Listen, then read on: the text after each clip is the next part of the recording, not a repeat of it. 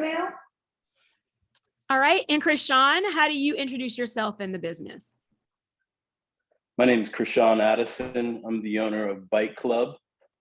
We provide affordable food and beverages for everyone. We are inclusive. We serve communities. You are Bike Club. So I'm the proud owner of Bike Club. Been in the business for about a year and a half. Started it in the middle of the pandemic. Wanted to find a better way for individuals to come together, dine, and be able to enjoy great food, craft beers, craft cocktails, and food at an affordable price that everyone can afford. All right, now Chrishon, what did you do before you started Bike Club? So before I started Bike Club, I've been in the restaurant industry for 13 years. I started out as a dishwasher, worked my way up to a kitchen manager, from there a sous chef, then executive chef, and then went the other route and started on the other side, as they say, crossed over to the front of the house, worked as a restaurant manager, then also a bar manager, assistant general manager, and then a general manager of various restaurants. All right, and Nora, how about you? What did you do before you struck out and started your own shop? I graduated from college and thought I wanted to be a doctor, and realized that I'm not really good with sick people and hospitals. And so I did retail, I did bartending, and then I decided to go to beauty school or cosmetology school. Realized that I'm a terrible hairstylist, wasn't good with manicures or pedicures. And one of my friends said, "Hey, you really like doing eyebrows and popping pimples. Why don't you become an esthetician?" And I said, "Wait, people get paid for that?" And so I went to aesthetic school. Then I worked for Aveda, Blue Mercury, larger spas, and then I decided to go out on my own. Now, I think it is rare for people to have two entrepreneurs in the same household at the same time. I talk to a lot of people who, one spouse is an entrepreneur, the other person has the day job for the insurance and stuff. Or, one person, like someone's an entrepreneur now, but then the other person gets a day job and then the other person becomes an entrepreneur and they trade off. How are y'all able to make it work where both of you are entrepreneurs at the same time? I think the biggest thing is communication. I think that's number one. Understanding each other's schedules. That's the huge thing. And making sure that you're listening. A lot of times, Nora's like, "Hey, did you hear me?" And I'm like, yeah, sure I did. And obviously I didn't. And so, that type of communication causes friction in the couple. I find out the more that I listen, and she's like, "Hey, I think this is a good idea." And I'm like, "I'm gonna do it my own way." And then I come back and I'm like, "No, babe, I should have listened to you." So I think listening is very critical to a relationship, and being able to balance the entrepreneurship with both of us. And communication is highly important. You've got to be able to express your feelings in a manner where, "Hey, I just had a hard day." Okay, that's a signal to me to be like, "Okay, babe, I'm gonna go fix dinner," or "Let me do this," because I'm trying to make sure that I'm understanding where her feelings are and also where her mood is. Because I can't just go in and be like, "Okay, so I need to do this," and that it doesn't work for us like that. I think also too, you can't have two startup businesses at the same time. He has been such a supportive partner. You have to have a supportive partner. Like the things you were saying, the fact that he did have a 9-to-5 job, and we were able to have insurance, and he was able to adjust his schedule, and I'm able to adjust my schedule. You have to do that. And I think once my business was stable and I felt like, all right, we're good, this is a viable source of income, it allowed him to be able to step out there. I think it's also very important, plan. You have to plan, you have to, save, you have to pay off debt, you have to really know your craft before you decide to open a business. And like Chris was saying, communication. I can't give him the silent treatment. We have to be able to talk to each other, even when it's difficult conversations. There have been times where I've been like, "You know what? We can't do this month because this is the slow time for my business." or vice versa. I have an engagement, I can't do this. So that's really, really important. Yeah, and also just to, just to piggyback on that, and just to be clear, like, as we're talking, as we're engaging, like, we do have times where we disagree. We do have times where, she may come home and I don't listen to that signal, or I may come home and she doesn't listen to that signal. So, by all means, it doesn't always work, you know what I mean, in a smooth fashion. So, I think the great thing is knowing your partner, that's a huge part. And knowing, when it's time to say, okay, I'm going to go upstairs, you're going to go downstairs. Let me think about this and let's come back together and let's try to figure it out. So I think that's a big part of it, is knowing when to give your partner space and knowing when to pull back, but also knowing when to engage and be able to, try to start that communication. There's several interesting things in what y'all said. And the one thing that is like standing out to me is what Nora said about not having two startup businesses at the same time, and also knowing your craft. And I'll start with the first one, the idea of not having two startups at the same time. I would love for you to talk some more, and the planning as well. I'd love to elaborate a little more about, why it's important, if you're going to have two in the same household, to do that planning and not have two startups at once. And so you could give me some examples or some discussion of, how y'all structured it, or I'll start with Nora with this one. At what stage of your business did you feel it was time, or it was possible for Chris to then also go start businesses?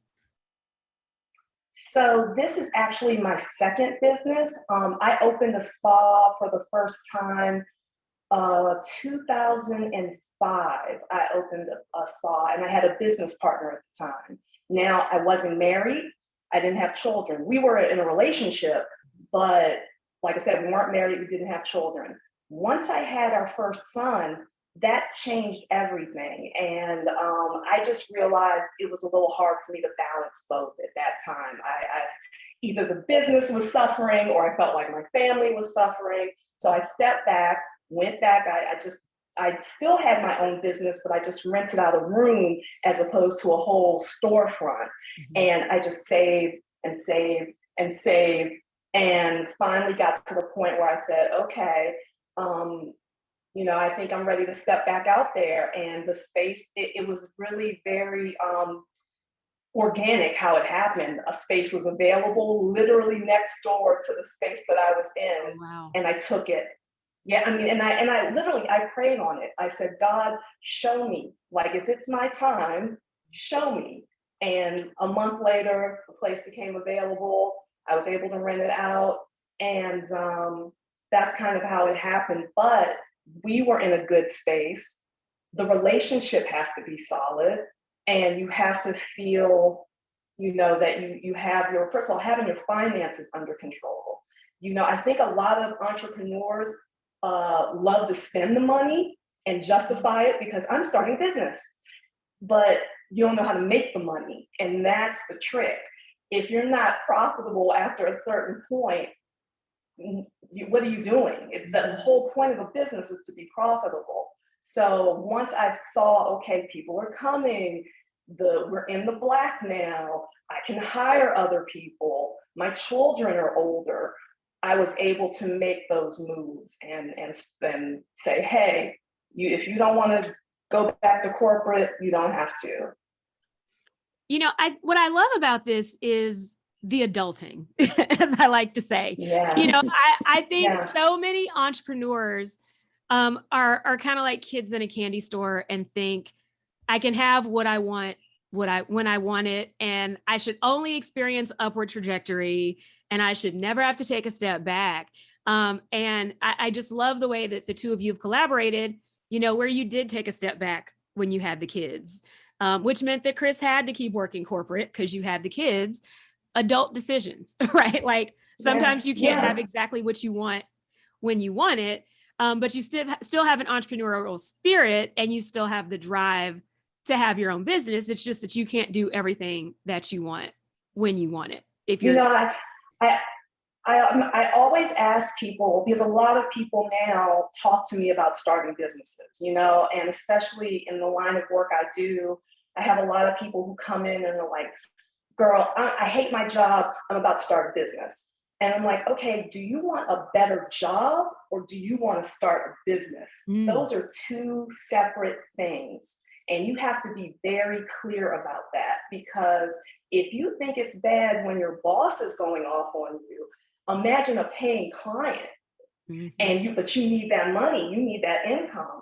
So you have to be able to ask yourself the hard questions, ask your partner the hard questions, and be honest about it. And sometimes that's tough. I think especially the way the economy works, things happen that are completely out of your control. I started at Blue Mercury a few days after 9/11.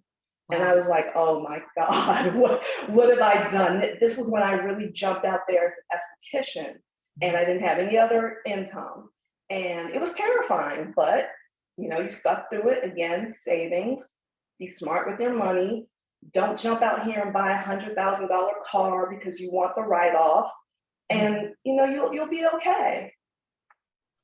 All right. And then Chris, I know that we've had talks about, your decision of going from front of the house or restaurant management and kind of helping other people pursue their dreams, to finally starting Bite Club and doing your own thing.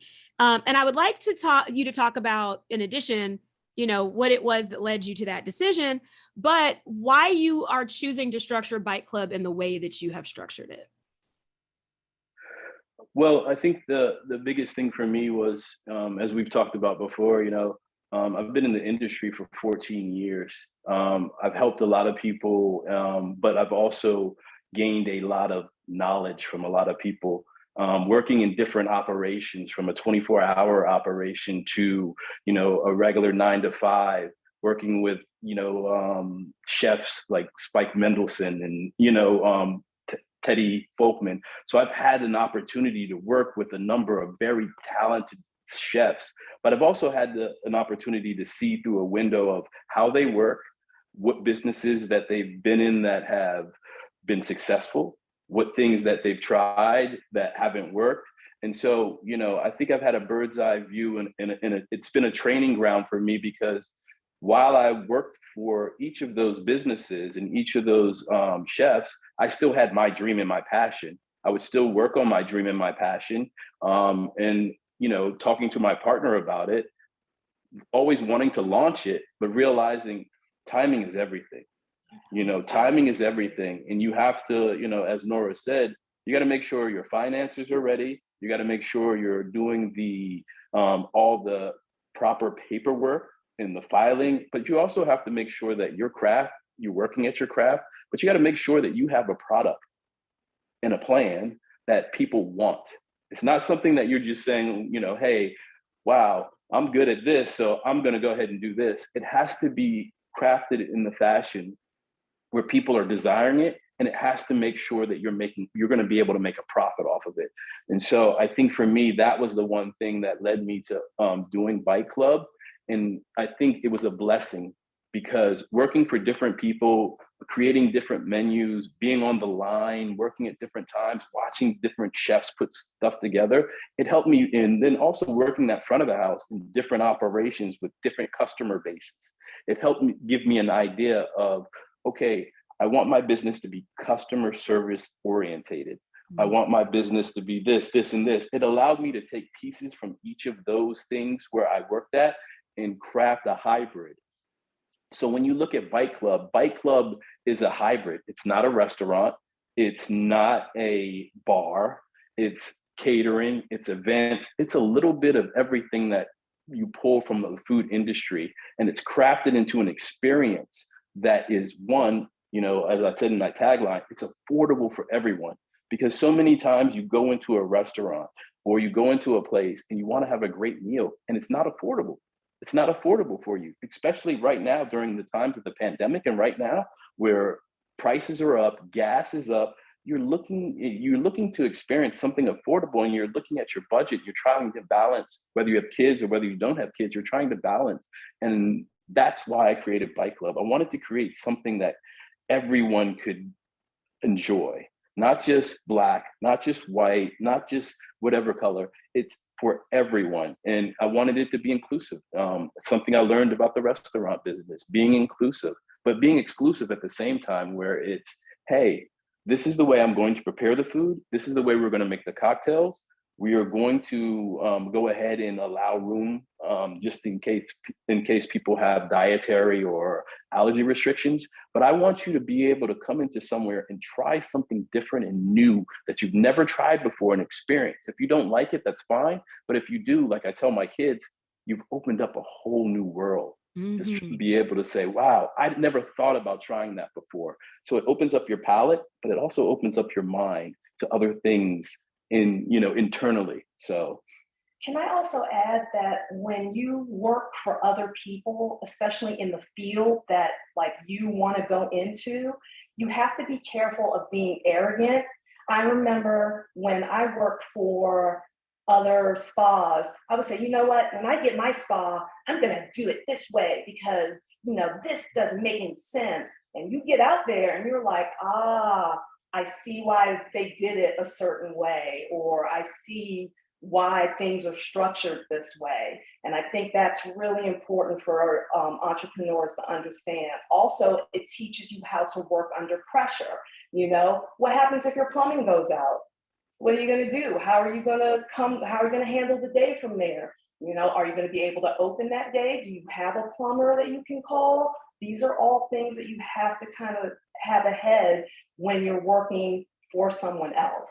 I think that's the great thing about both of us. We were able to work in our industry and learn and see those things. Yeah, I also think it's great being hands-on too, because as she said, and she was speaking, when those emergencies come up, I can't tell you how many times I've been called at 2 or 3 in the morning and I think the restaurant's flooding. I think the heat went out. I think this, and had to kind of endure through those situations, and they aren't all fun, but they were very valuable lessons to me to realize, okay, I need to have this and this in place. And it's kind of, the funny thing about it is, it's kind of why I didn't start with a brick and mortar, and I'm able to move at different into different event spaces, because I know those pitfalls and having those things as a startup business can be very detrimental. So, it's one of those things of being able to control your costs and balance that, but eliminate some of the emergency things that could inflate your costs at the same time. So I'd love to talk some more about knowing your craft and knowing your trade. Before we started recording, we were all telling stories of, you meet the person, in their 20s who, graduates from beauty school or graduates from cooking school or graduates from law school with my students. And it's like, all right, I learned what you told me. I want to do it totally differently than everybody else. And I'm just going to hang my shingle and start my business and jump out there. And so I would love this. I'll start with Nora again. What does it take to run a successful salon that, you think you wouldn't have known unless you'd spent some time working for someone else and learning the craft? I think I was really fortunate at the places that I worked. Again, I think a lot of successful business is luck and timing and opportunity. And one of the places that I worked was with Blue Mercury. And that was started by a woman, a Harvard MBA. And I was able to really see the amount of work that she put in and how she dealt with her employees. I also had an opportunity to work at a smaller spa, more like my spa, for a woman who is my mentor, Paris Alexander. So that also allowed me to see, okay, how much money do I need to make a day to be profitable? What about my timing? I need to make a certain amount per hour. How am I going to do that? What do I do if someone cancels at the last minute? How do you handle that? So I think it's, again, there's nothing wrong with coming out of school and starting your business, but there is something to be said for working in a business that is doing what you want to do. It's grad school is great, law school is great, but practice versus theory is very different. And I think that's the thing for me. I really had a a lot of wonderful places I was able to work, to get my timing down, to see what products were effective, to see what would upset clients. For example, we're here in Washington, D.C. I deal with a lot of executive and corporate women. They don't play around with their time. They want to be in, they want to be out, and that's that. Working at those places allowed me to see that and know, like, all right, book a little extra 15 minutes on so you can clean up, make sure you're not running behind, all of those different things. So I think it's great, like I said, if you want to go and start your business fresh out of school, but you've got to spend some time doing it and understanding it and actually seeing it, because you can read it and study it and do that all day, but until you're actually in it, nothing compares to that. Now, restaurants have a higher rate of failure than probably any other industry, right? And, you know, food service is difficult, especially during the pandemic. And so, Chrishon, what do you think? How are you able to weather the pandemic, to even launch Bite Club during the pandemic? And how do you think getting that life experience and at every aspect of the restaurant industry helped you to launch a successful startup in the middle of a global pandemic? I think, you know, the first thing is I've been very blessed. I've been blessed to work with a number of just innovative thinkers, from, you know, chefs to business owners. And I think, you know, having just a hard work ethic has put me in a place where I've sat in rooms in those big meetings where owners are making huge $1 million decisions on opening up another location, just to be able to gain that experience. And I've worked, you know, like I said, I've worked on the line, you know what I mean? So a lot of people, I've worked on the line, I've worked, you know, picking up, washing dishes. I've worked pretty much everywhere. And I think that was the one thing that I told Nora, as I said, I need to work at every position in this restaurant to be able to understand how to help everyone, to know what the job that needs to be done, and also to experience the job. Because the one thing I always tell Nora, I will never ask anyone that works with me or for me to do anything that I wouldn't do myself. So in order to be able to do that, you have to work in those positions to understand, wow, I'm working in this dish pit. It's hot back here. It's, you know what I mean? Mm-hmm. It's long hours. So that way, you know, I can see someone working there and saying, hey, you know what? Move aside. Why don't you take a break? Let me jump in. You know, those are the things that I think for myself help me to be able to engage and work with people, that they understand that he's not too good or too proud to come back and do what I'm doing. And I think that helps me to be able to engage. But I think all of those experiences, like Nora said, you know, working in different restaurants at different positions at different times, some more stressful than others, that allowed me to be able to have the courage. And I think also having a partner that is dynamic, that's empowering you, because you have to be empowered, you have to be encouraged. And she really encouraged me to, you know, pursue my dream. And, you know, at first people thought it was crazy to launch during the middle of the pandemic. But in my mind, I had already tested the product. I had already figured out the price points.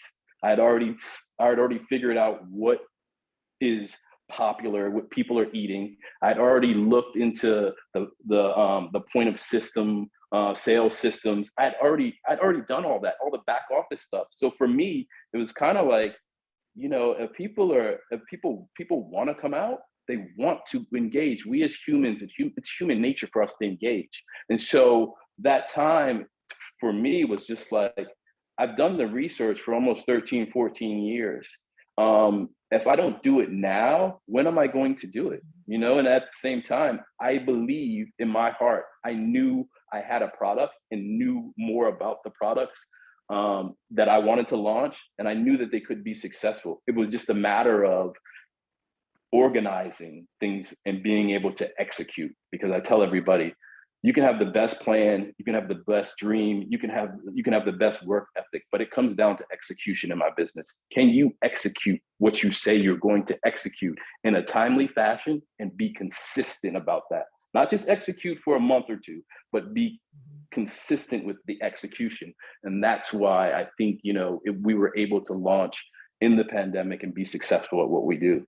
Also, the lockdown was kind of a blessing for us in a weird way. Once we figured out our finances and we were like, okay, we can pay our bills, you know, the government I have to give a lot of credit to DC government. I think they were really great to small businesses in light of what was going on. So once we kind of figured that out, I think Chris was really able to delve in and do the research and try different things. And you didn't have that pressure of, oh my gosh, open and it's not working. You know, we could try it at home and be like, ooh. And the other thing was we would meet up when we had a pod and, you know, we would make food and drinks.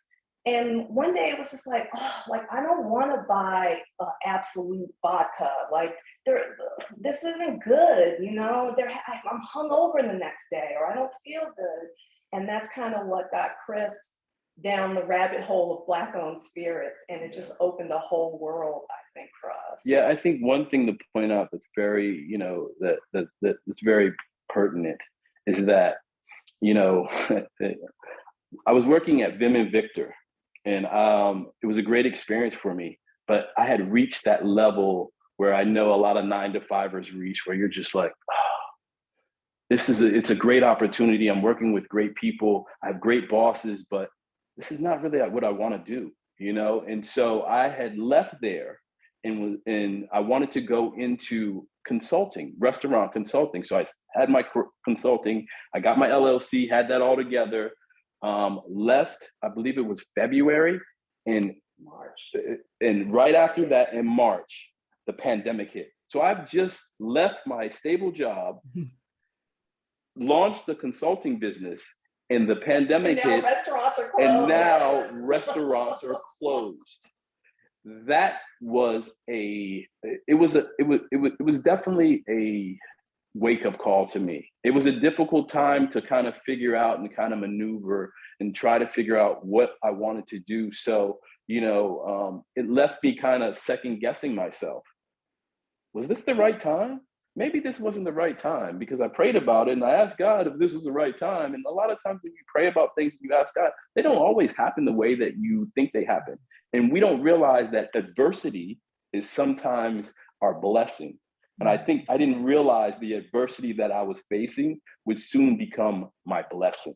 And so I think, you know, in talking about how we've structured business and how we've done things, it has come with difficult times where you second guessed. And I've said to Nora, this isn't what I thought it would be, you know, and wow, this is like, entrepreneurship is definitely not for the faint of heart. You know, that we have that conversation all the time. I'm like, welcome. Yeah, and she's like, welcome. And I'm like, oh, wow. So, you know, it's, you know, but again, you know, one, I think the biggest thing, you know, that I'm going to state is one, you know, we try to put God first in everything that we do. That's first. Second comes family. And third comes the businesses. So in that order, you know, when you're praying about stuff and you're looking for discernment, you know, you're looking from a higher power, but you're also looking into your partner. And then also you're looking at business. So, you know, we use that as the channel where we kind of filter everything through. So I think that helps. But again, you know, as Nora stated and you've stated, you know, you have to perfect your craft. That's very important. Mm-hmm. Now, we've talked a little bit about what makes Bite Club special, and I want to get back to that, but I would love, Nora, for you to talk about how Native Beauty is able to distinguish itself in what feels like a crowded field in DC. There are lots of places to get a massage. There are lots of places to get a facial. What makes Native Beauty special, and what keeps people coming back, you think, for the Native Beauty experience? I think we really try to work on professionalism versus perfectionism. I think a lot of entrepreneurs get caught up in that, but we really try to offer the best service.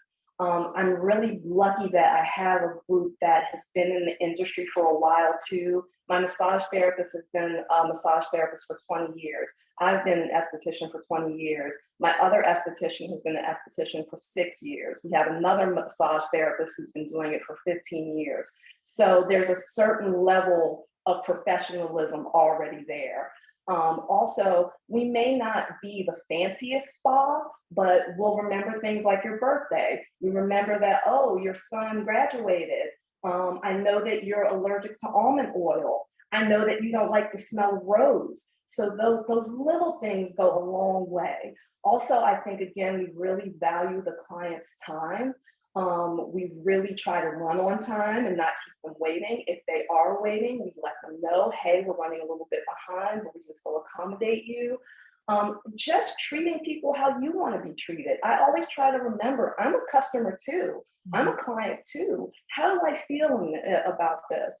I think also being owned by a Black woman who's from DC, that has been a huge advantage to me. You know, you'll talk to someone and, oh my gosh, I went to elementary school with your brother. That's crazy. Or remember this club and this, yeah, I used to bartend there. And the little things about that, or even when people move to DC, DC is a very transient city. People will be like, oh, you know, I wish I could find a good vegan restaurant. And I'm like, oh, I know this one. So just making it a positive experience and remembering that it's not about me, it's about the client, it's about the service. And even though we may not have a 5-star, you know, 4 seasons type of spa, you're going to get a 5-star level of service. And that's what we always really strive for. Also, again, just having the knowledge of the product. For example, a lot of people with the natural products, everyone loves coconut oil. Oh my gosh, I slathered myself with coconut oil. Well, that is not for everybody's skin, especially on your face. So those are things that you want to point out too, when you know your craft and people can trust you in it. So that's been a huge advantage for us. Also, location. We're right across from the metro station. That's huge. That helps a lot. Awesome. And I should say I'm a customer of Native Beauty. I get massages there all the time because I love it there. And it does feel welcoming, and it's like great location. I can always find a place to park. Like it's, you know, and I can always book when I need to. Just, it's really is the little things, I think, that keep you going back, especially to a salon service. Now, Chris, with Bite Club, you mentioned briefly that you serve Black-owned spirits. And I think did you mention that it's also farm to table? I don't know if you mentioned that. But I'd love for you to talk a little more about those two things. Like, you know, one, why you're doing farm to table and how you're sourcing your food and how you are choosing to source the spirits you're pouring. So, you know, we're very intentional about both of those things. First, I'll touch upon the Black and minority-owned spirits, the Black-owned spirits. That was one of the things that we wanted to make sure, as I was doing my soul searching and pandemic research, I realized that the pipeline for Black-owned spirits, I tried to order them, I tried to look for them, and it was very hard because, you know, again, having the marketing dollars and having the money as a lot of big owned companies had, they didn't have that pipeline. They didn't have that marketability, that access, that other commercials you see running on TV for 50 times. And you're like, okay, I've seen that commercial. So, you know, I wanted to be very intentional about every component of Bite Club. Because one thing that I've learned is you got to manage the details or the details are going to manage you. So each component, whether it be a spirit, a food, or customer service, had to be managed in a certain way. And with the Black-owned spirits, I just started doing research and started looking, and I started ordering, because one, I don't want to just come up to someone and say, hey, I'm a supporter of your Black-owned spirit. You know, can you give me a bottle so I can try it and taste it? No, I went ahead and ordered those and paid for the shipping. And as we said, we had that pod and brought it into the pod and tasted the spirit. And as I started to taste and as I started to read and do the research, their stories started to align with my story. And, you know, before we bring on any Black-owned spirit or any brand, I want to meet with the person first, because I've got to figure out, do your story align with mine? Can I identify with your work ethic? Can I identify with your product? And a lot of times what I was realizing was there were amazing people doing innovative stuff, putting in hard work behind these Black-owned spirits, but they weren't getting the same marketability. And so I figured, hey, you know what? If I'm intentional about focusing on Black-owned spirits and being able to create a cocktail menu with these, being able to have these exclusively, I want to make sure I empower my community and everyone that comes there to be able to taste the hard work and the fine product that they have done. So Bite Club became a platform. That's what, when we started, we became a platform for Black-owned spirits, because I realized from dealing in restaurants, it's marketability. And it's being able to have direct marketability to the customer service base. I had a customer service base. They have the product, I have the market. So that pipeline started to like really connect. And once I was able to, you know, I've called people and a lot of people answered. A lot of people didn't answer. It still happens today. I'll still send out and I'll be like, hey, I'm interested. And a lot of people won't call back. You can't let that stop you. You have to continue to keep pressing on and keep being intentional about that. So I think that part of it, the spirit part was there. So after doing the research, now the food part is it's what I've done for 13, 14 years. So it's being able to make sure we had sustainable ingredients that were fresh, that, you know, we're not doing frozen, we're doing fresh ingredients. And also exploring that pathway. I call it my ecosystem that I'm creating.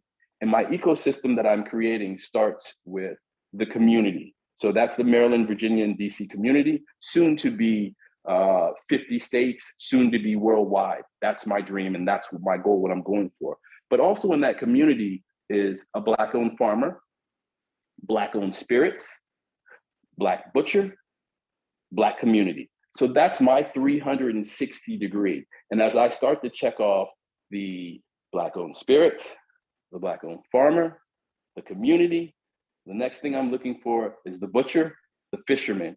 And what we will have is we will have a 360 degree ecosystem where it starts with Black, it's a Black-owned pipeline. And not to say that I am against working with anyone of any other race or color. That's not what I'm saying. What I'm saying is I want to be intentional about my community.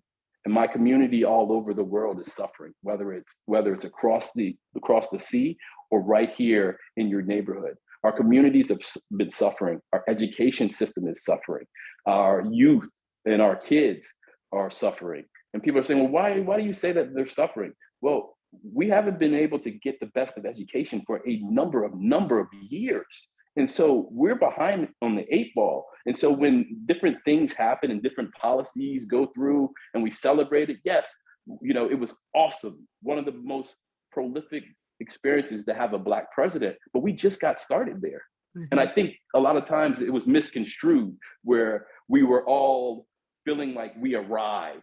No, we didn't arrive. We just started and we were behind. And so now that I understand that, and I understand that I need to be able to, one, fulfill my mission, which is service, and provide a service to the community, but also be intentional about helping my community. And not to say that I'll work with anyone. I'm not at all opposed to working with different races or different colors or different nationalities. I'm not, but I'm very intentional about helping my community, because when you look into and understand how long the dollar stays in our community, it's really alarming. And you look and you see how we are marketed to and how we are a lot of the consumers, you know? So those are things that I definitely wanted to be intentional about. Have you found like a Black butcher and a Black farmer yet, and a Black fisherman? Not yet. I've had talks with, I work out of Mess Hall, which is the incubator kitchen. So I met a great entrepreneur there who does have a connection to that. So we are working through that. So a Black farmer is soon to come. But butcher, fisherman, those are things that I'm still looking for. Well, and I point that out because I think your intentionality matters. And I think that, you know, I'm working on a book on the Black people in the wine and spirits industry, but I could write it about any industry, because I don't think the general public understands how there are traditions of Black people being butchers. There are traditions of Black people being farmers. There are traditions of Black fishermen, but because there hasn't been the infrastructure and support, you know, even in a city like Washington, D.C., that is still majority Black, it's hard for you to find it. right? I think about where I'm from in Texas, where we all can be like, yeah, my great grandparents were farmers or my grandparents were farmers, but we are not, right? And, we are not butchers and we are not fishermen. We have been taken away from those crafts, and we don't have the hundreds-year-old tradition because the infrastructure just didn't support that. So I think I appreciate what you're doing, in part because, we've got to get back to diversifying what it is that we do as a community, right? We really do. We have to get back to that, and we can't do it unless we support each other. Yeah, I also think it's honoring. For me, it's also honoring, our forefathers and ancestors that did work in those industries, did work in those crafts.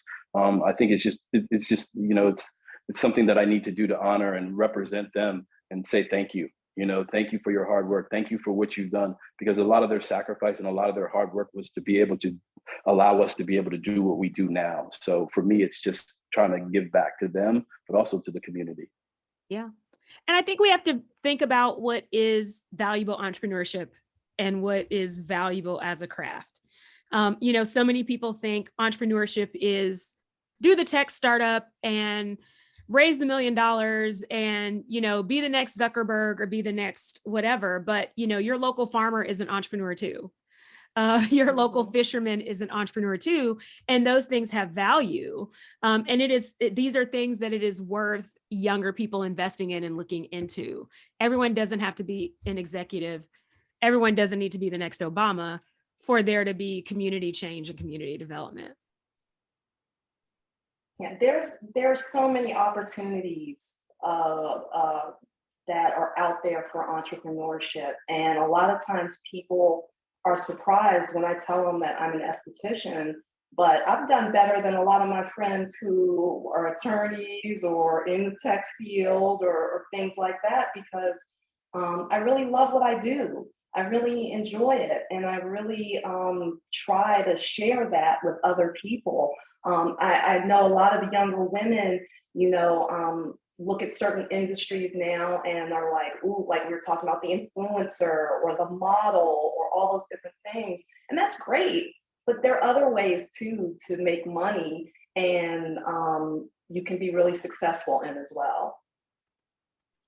Now, I'd like to get, I don't know how much time we have left, but I'd like to get a little bit more into Black women in skincare with Nora, because there are several things that a lot of my Black girlfriends don't do, which is use sunscreen, go to dermatologists, or get facials, right? And everyone has the rumor that Black don't crack, right? And so, it's like we have this belief that we don't need to take care of our skin in the same way.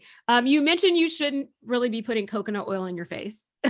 And so I would love for you to just talk about, what does a good, healthy skincare regimen look like for Black women or for all women? I love that you brought up sunscreen. I can't tell you how many times, even with my own husband, that I'm like, you need to wear sunscreen. I think also too, just consistency.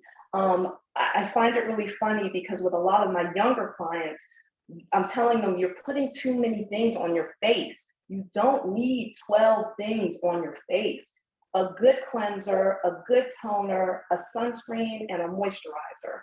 Those are 4 things you can start with. They don't have to be expensive, but also it depends on your lifestyle. For example, if you're wearing a lot of makeup, you are going to need a cleanser that is effective and that is going to be a little bit more, I don't want to say strong, but just a little more concentrated.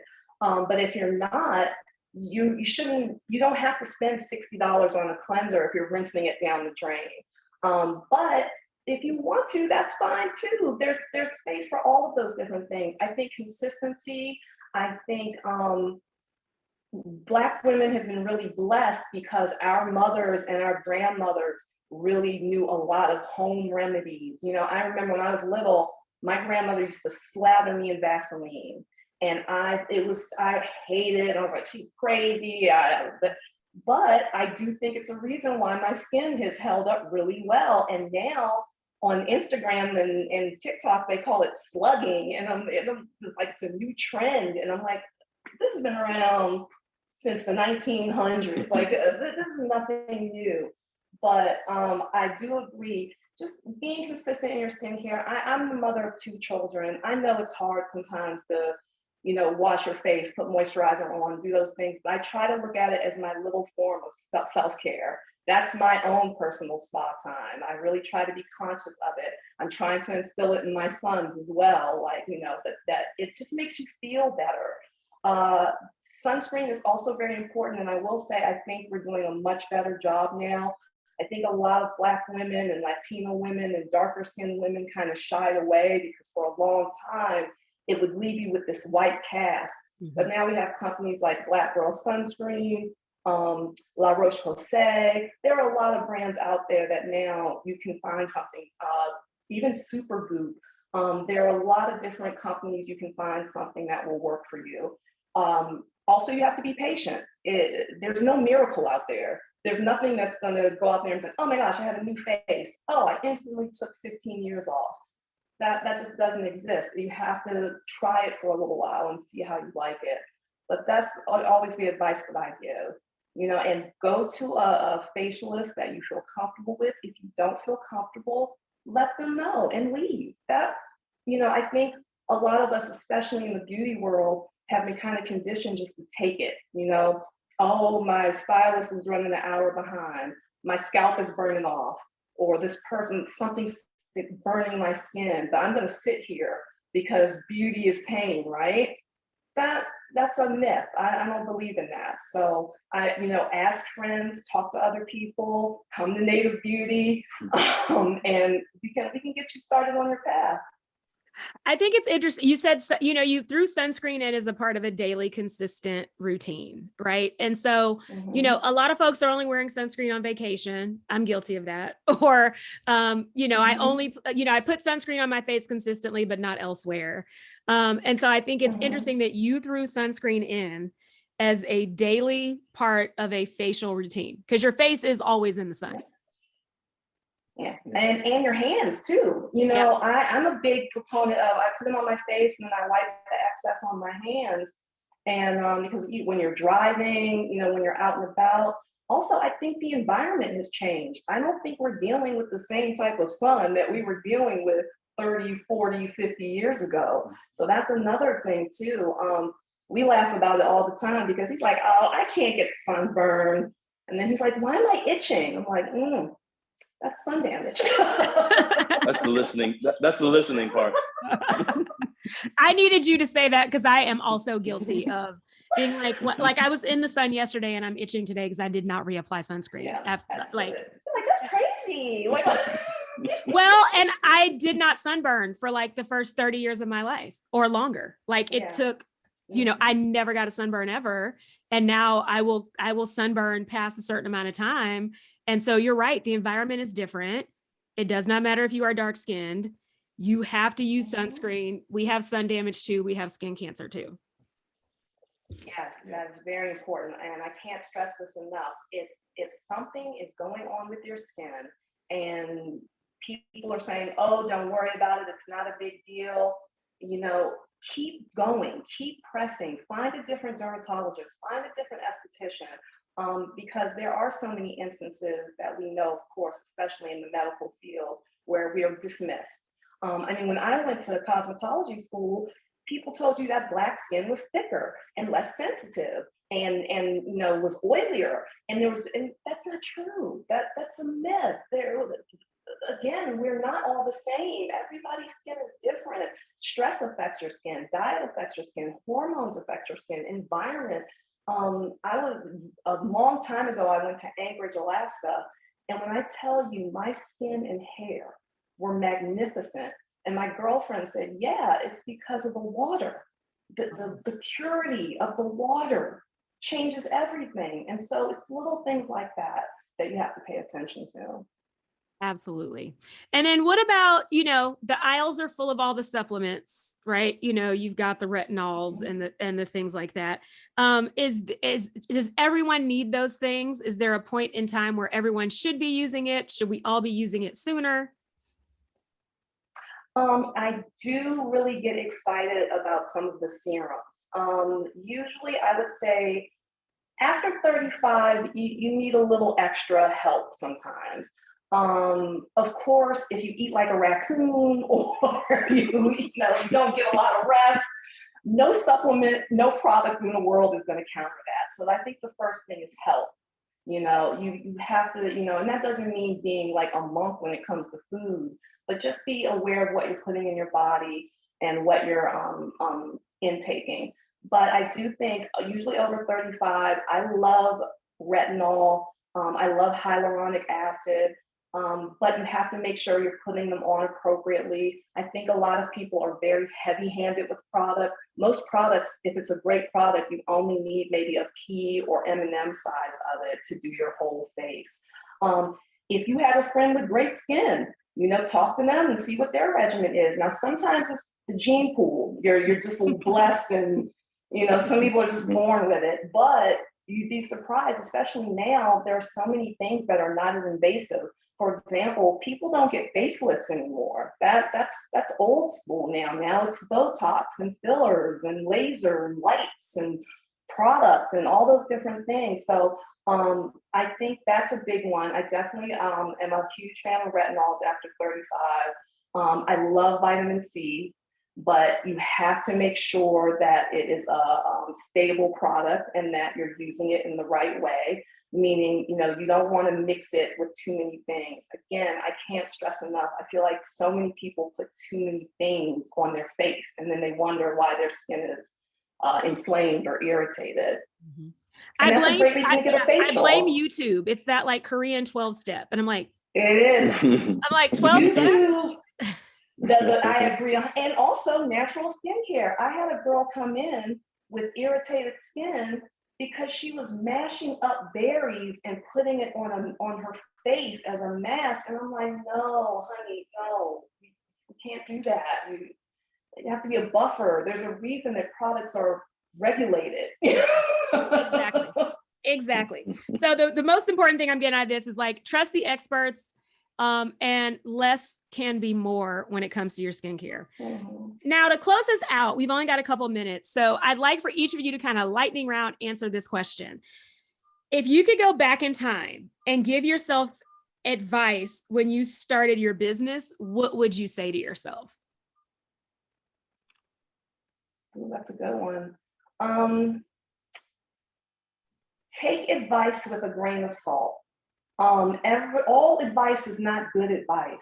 A lot of people really tried to talk me out of what I wanted to do. People didn't think it was sustainable or that it was just a trend. But you have to believe in yourself. If you don't believe in yourself and you don't believe in the business, no one else will. Even when you're getting a bunch of no's, you have to persist. And you can't be afraid to fail. You're not going to be able, you won't understand success without failure in a lot of ways. So I think that's what I would tell myself. And also, don't be so hard on yourself. I dealt with a lot of mom guilt. I can't speak for Chris, but I know as a mother, when Ketanji Brown Jackson said the piece about, I know there have been times as a mother that I haven't done what I didn't think I was doing my best. That hit me so hard because I've missed a lot of games, I've missed a lot of recitals, and now I'm in a place where I am able to be a part of those things. But I really beat myself up when I was younger for that. I would say for me, save and plan. Save, you know what I mean? Yeah. Save. It's underestimated how much money that you think that you will need. You need to save for the rainy days. You need to save for the unexpected things, the miscellaneous things. And so, I would just tell my younger self, just save, continue to save throughout the whole process. Awesome. Well, thank you both for joining me. I greatly appreciated it. It was good to get to talk to people whose businesses I frequent all the time when I'm in DC. And I love how y'all are able to make it work as a partnership. Thank you all for listening to Getting Common. If you ever miss an episode, you can catch it on Voice America Network or anywhere that podcasts are played. Feel free to email me through the show page, or you can reach me at Carliss C on all social media. And I will post the websites for both Native Beauty and Bite Club DMV so that you can frequent their businesses. Thank you all for listening. And thank you again to my guests. I greatly appreciated it. Thank you. Thank you. All right, good show. All clear. All right, thank you. Yay. That was awesome.